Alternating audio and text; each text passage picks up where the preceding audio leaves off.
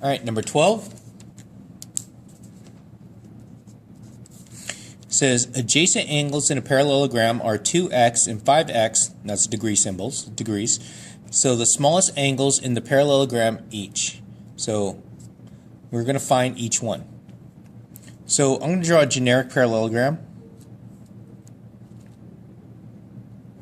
And it says adjacent angles are 2x and 5x. So if I'm looking at size, this would be the 2x, this would be the 5x. So in a parallelogram, opposite angles are the same. So this side over here is also 2x, and this side is 5x. Now with this problem right here, I need to know that if it has 4 sides, the sum of the interior angles needs to add up to 360. So all of these together have to add up to 360 degrees. So we have that 2x plus 2x plus 5x plus 5x equals 360 degrees. So I'm solving for this equation now. Now, how many x's we get? We get 14x equals 360, divide both sides by 14. So we should get x is equal to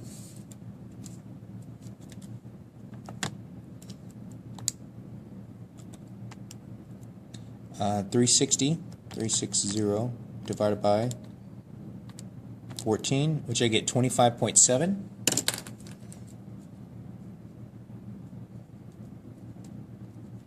So x is going to be 25.7. So now it's asking for the smallest angle. So the smallest angle is going to be the 2x. So now it's going to be 2 times the 25.7.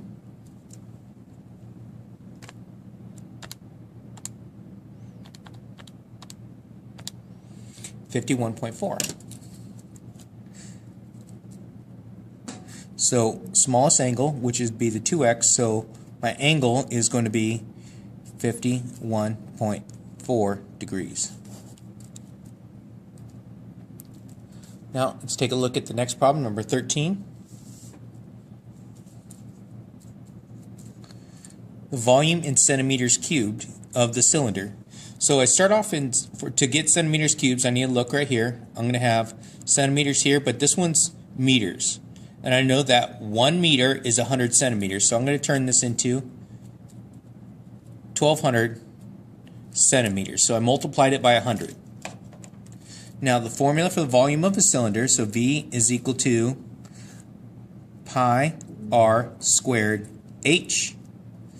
So V is equal to pi, my r. So if you look right here, this says these are angles, or arrows right here. So that's going all the way down, so all the way there to there. So the entire distance of that, so that's going to make that the diameter 8 centimeters. And we need the radius. The radius is half the diameter, so this is going to be 4 squared, and h is going to be 1,200.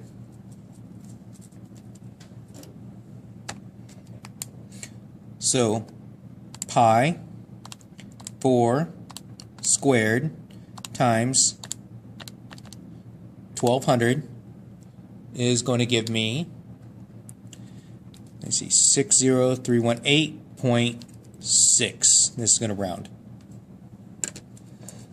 60318.6. That's going to be centimeters cubed.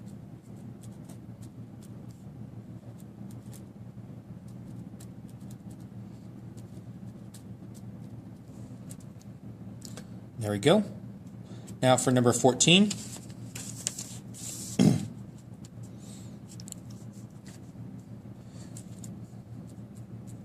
Now here we're dealing with the arc length. So the length in centimeters of the minor arc. So the arc length, the formula is going to be theta divided by 360. And that's going to be 2 pi r. So my theta is going to be 20 divided by 360 times 2 pi and r, so my radius is 15.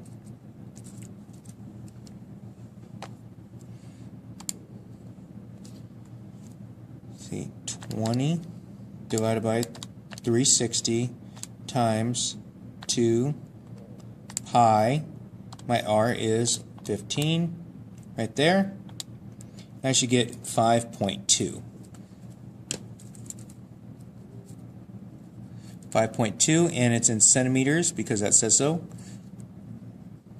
So 5.2 centimeters. All right, let's take a look at number 15.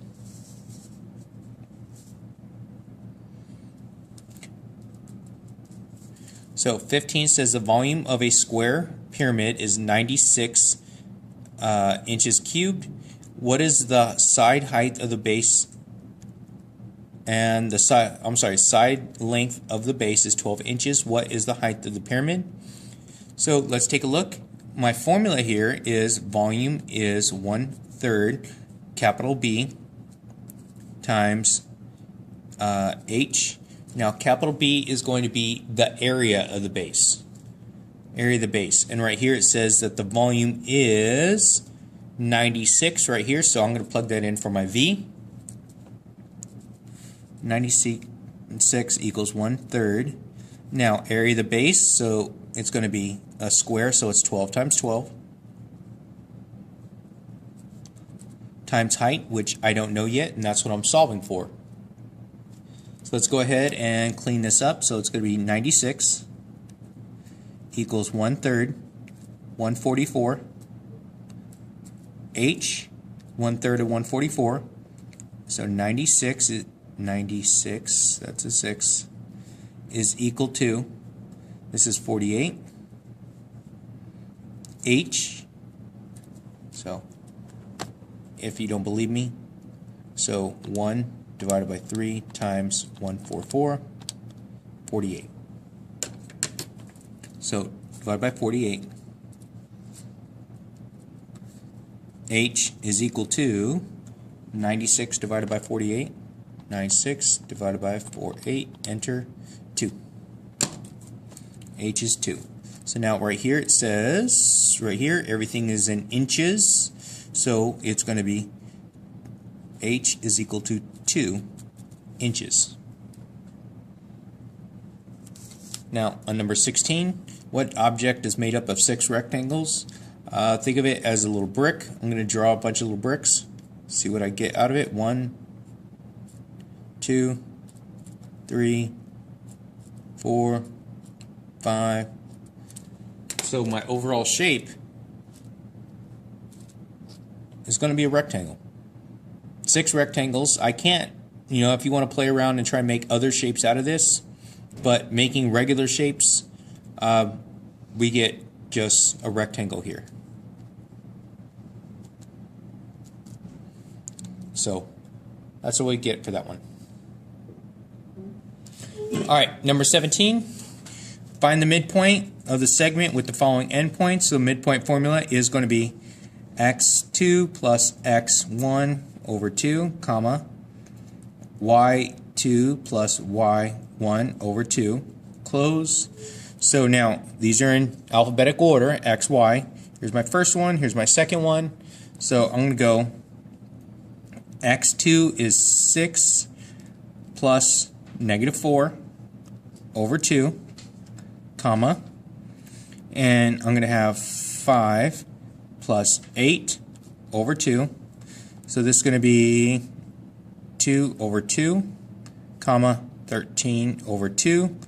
This gives me 1, comma, 6.5.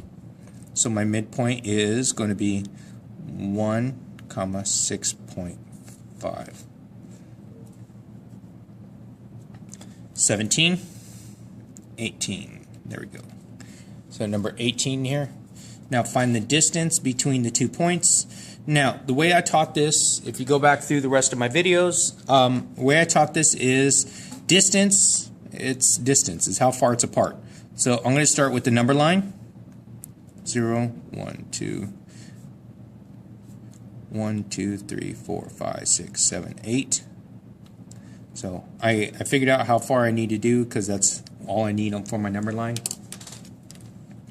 Now my formula should be the square root of whatever my x squared is plus y squared. So how far is it? So we want the distance for the x value. So here's the x, here's the x. Now how far apart is 7 and 5? Here's 7, 6, 5. How far apart are they? So right here you go 1, 2. So I'm going to have, let's see, square root of 2 squared, because those are 2 apart. Plus, now how far apart is negative 2 from 8? Because I'm doing my comparison for my y values. So negative 2 from 8.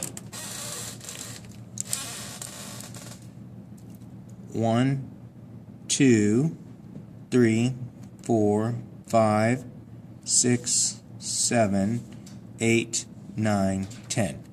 So it's going to be 10 apart here. 10 squared. So go ahead, plug that in your calculator.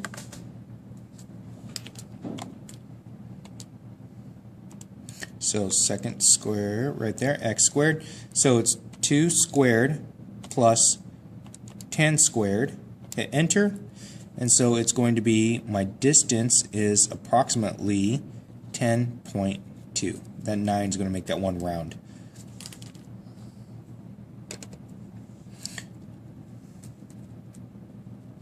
.2. Now let's take a look at number 19. On number 19 here, I'm going to go with which side of the given triangle has the longest length. Now, first thing I have to do, I have to find out all the angles. We know that all angles in a triangle have to add up to 180, so I'm going to put an x right here.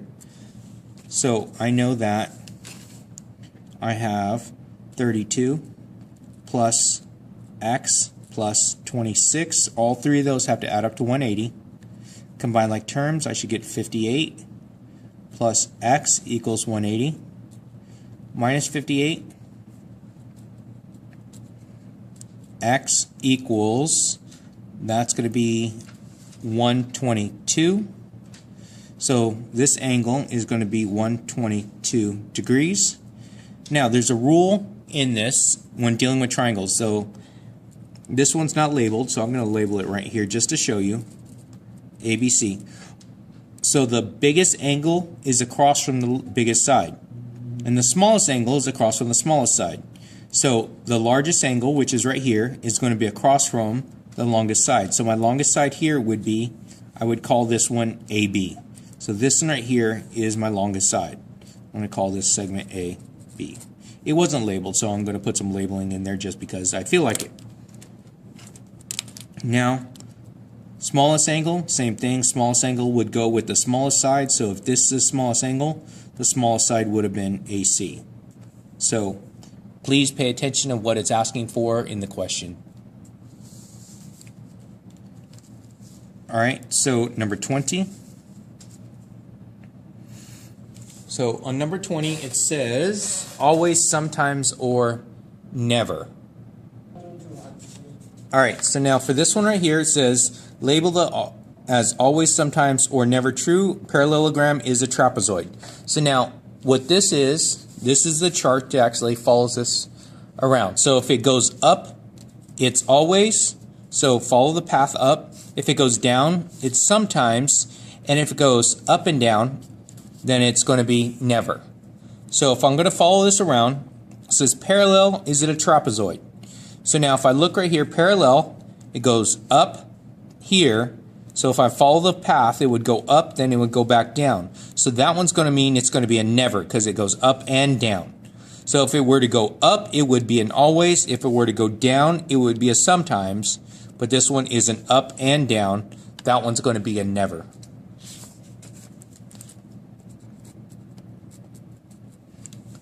Now let's take a look at number 21.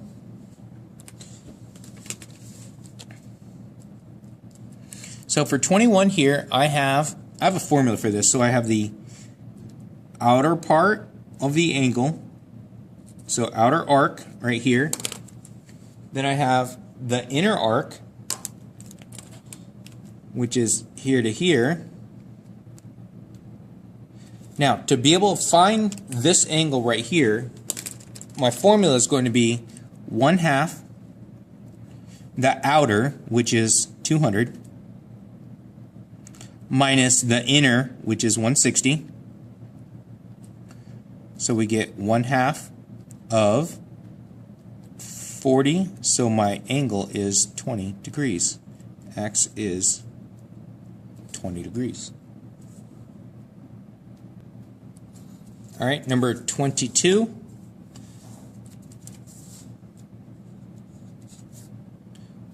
It says, what is the correct value of X? So a couple things I need to identify here. Now, this is my arc. And the angle that goes with that arc would be right here. Now, the rule that I have for this is that the angle touching the circumference, the edge of the circle, is going to be half the arc. So this one's going to be equal to half of that. So if I'm writing this out, I would have 5x minus 2 is equal to 176 divided by 2, because it's going to be half of that one. So let's go ahead. 5x minus 2 is equal to 88 by doing that math. Plus 2 plus 2. 5x is 90 divided by 5. X is, that's going to be 18. X is going to be 18, and it's only asking for X, so X is 18. Now, on 23, I have to find the formula for this. So, for this one right here, we're trying to find the value of X. So now, I'm going to go start with this one right here. Now, I set up my rule for the multiplication here for 23 is it's going to have these two multiplied together. So it's going to be 6 times X is equal to my other side, which is this way. Okay, the other side, which is going to be 3 times 15. Now I'm going to have 6x equals 45 divided by 6. X is 45 divided by 6.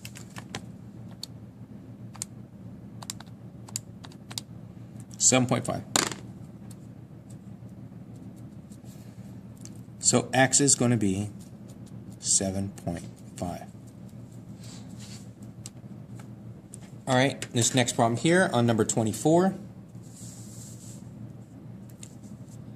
Let's see, number 24.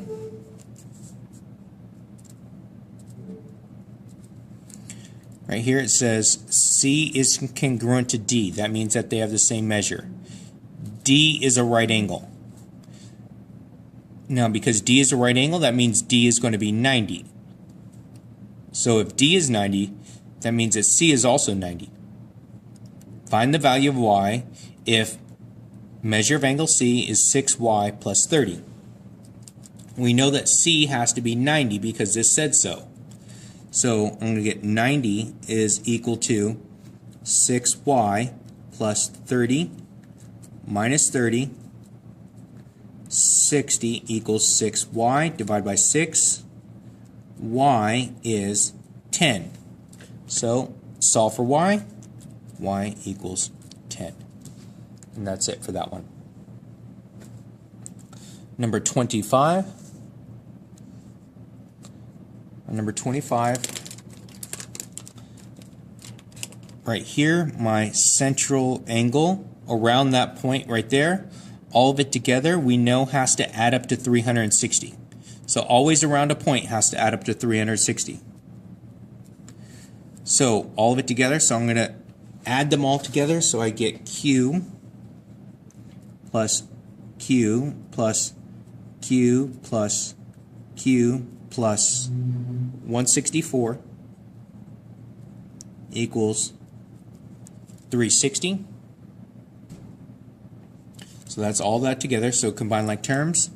4Q plus 164 equals 360. Now I'm going to subtract 164 from both sides.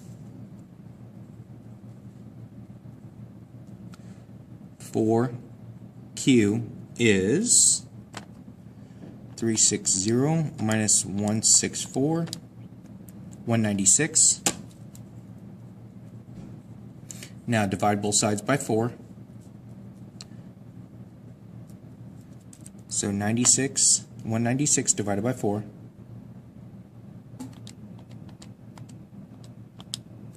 49.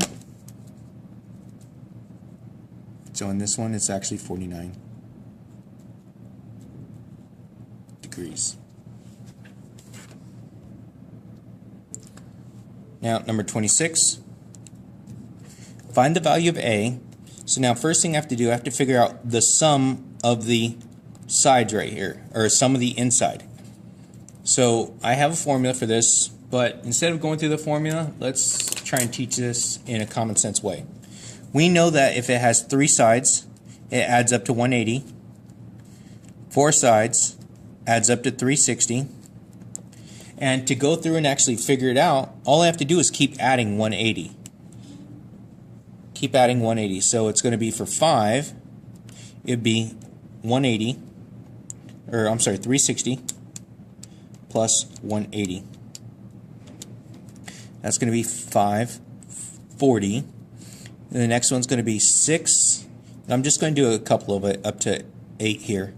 6 is going to be, so plus 180, get 720. And 7, so plus another 180, 900. So that's as far as I'm going to go on this one. Alright, so now let's see how many sides this have. 1, 2, 3, 4, 5 has 5. So I'm using this value right here. Now using that value, I know that all the interior angles has to add up to 540. So I'm going to go with 117 plus 117 plus 117 plus 117 plus A equals 540. So that's 1, 2, 3 of those 4 117s and that A up there.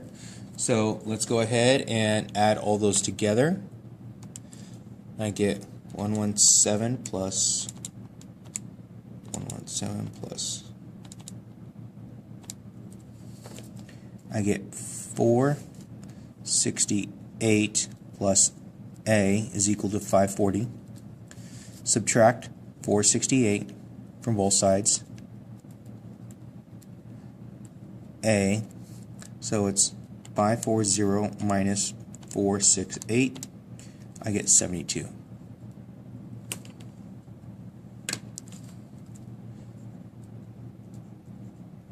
A is 72 degrees. Now I'm going to use this information here a little bit later for a later problem, but as of right now, just hold on to it. So for 27, let's take a look. So what construction is being shown right here? So when I would draw the arcs for these, I would actually do this to do an angle bisector. So let me show you. Going through, doing my angles here. Now stab here, cross there, and slightly off. Sorry, it's close enough. Okay, right there. And so now that would be the point that I would have, and then I would take my ruler,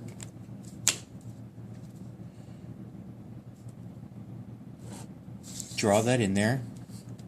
So now that's going to be my angle bisector. So for 27, there's 2 ways we can call it. So we could actually call it the angle bisector,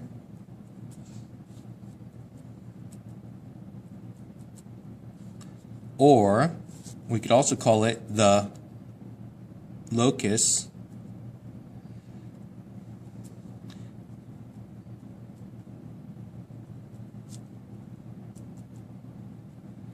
between 2 lines. The loci between 2 lines. So on this one right here, you have to try and look for either of those for this type of problem. Now, what's the locus for 28? what's the locus of points for a circle. So if I have a circle here,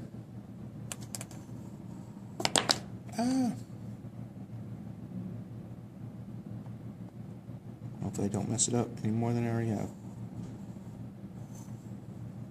There we go. So right here, this point right here, this is my century for this one right here. Points for the circle. So if these are my locus points around the outside, that's going to be my centroid in the middle. Now, for this next problem, number 29, it says the exterior angles of a regular polygon is 6 degrees. How many sides does the polygon have? Now, previously in another problem that we just did, I stated that the outside angle, which would be this one here, and the inside angle, which is this one here, those two together are supplementary. So together, those have to add up to 180. So for number 29, they have to add up to 180. So it's going to be 180 minus 60 is going to give me 120. So my interior angle is going to be 120 degrees. Now, how many sides does this polygon have? We don't see the whole polygon here, so we can't tell. We have to use the information that we have for this. Now, I'm going to go back and I'm going to use what we had for number 26, which is right here. So I'm going to copy this down again, and I'm going to show you how to use it. So we have number of sides. I'm going to call that n. I have my total, and that's going to be my total interior angle. Then I have for the angle. So now, if it has 3 sides, my total angle is going to be 180. Now to figure out the angle, so each individual angle I would go 180 divided by 3, which is 60. So let's go with 4. Gave me 360. Okay, I'm just going to copy it down from my previous problem. 5 is 540. 6 is 720. 7 is 900. Okay. And so for now, this next part, use my calculator. So to figure out the measure of each angle, so if we divide it evenly, so it would be a regular polygon, each angle has to be the same measure. So this one, all 3 angles would be 60. On the next one, I would go 360 divided by 4. I get 90. Right here, this would be 540 divided by 4. 135. The next one right here is 720 divided by 6. Ah, crap. I made a mistake. Why didn't you catch that already? So this one right here should be 540 divided by 5. 540 divided by 5.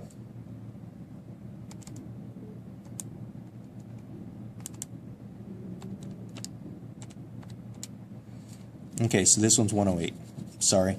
108. So we get 108 here. The next one's 720 divided by 6. We get 120. And the next one's going to be 900 divided by 7. Get 128.6. So now this is each angle in that regular shape has to be that measure for them all to get that sum total. So now what it's asking for, if we know the interior angle, and that would be this piece right here, by interior angle, can we tell the number of sides? So I'm going down my list. I know what the interior angle is, so the interior angle would be 120, so that my total has to be 720, and the number of sides is going to be 6. That's what I built this table for this, so you could actually go through and figure out which one. So when we go through and do this, you have to look at it, find the inside angle, Now, build a little table for this. This is a whole lot easier than actually trying to do the formulas, because remembering the correct formula, how to do it, is probably one of the harder parts of this problem. So I'm trying to teach you how to do it using just common sense. Now, so that means that we have 6 sides for number 29.